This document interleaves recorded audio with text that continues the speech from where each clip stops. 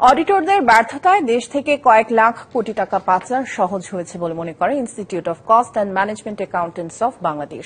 সকালে রাজধানীর পল্টনে ইআরএফ অডিটোরিয়ামে আয়োজিত এক সংবাদ সম্মেলনে সংগঠনটির সভাপতি দাবি করেন, ব্যাংকগুলোর লাখ লাখ কোটি টাকা খেলাপি ঋণের দায়ও অডিটররা এড়াতে পারেন না।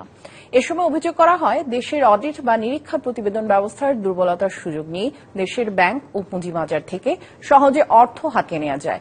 নিম্নমানের নিরীক্ষা প্রতিবেদনের কারণে পুঁজিবাজারে দেশি বিদেশি বিনিয়োগ কমেছে।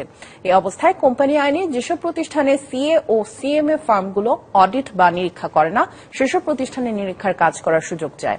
সিএমএবি এজন্য অর্থবিল পাশ হওয়ার আগে নির্মোহ অডিট ব্যবস্থাপনার স্বার্থে আইন সংশোধনের দাবি জানানো হয়।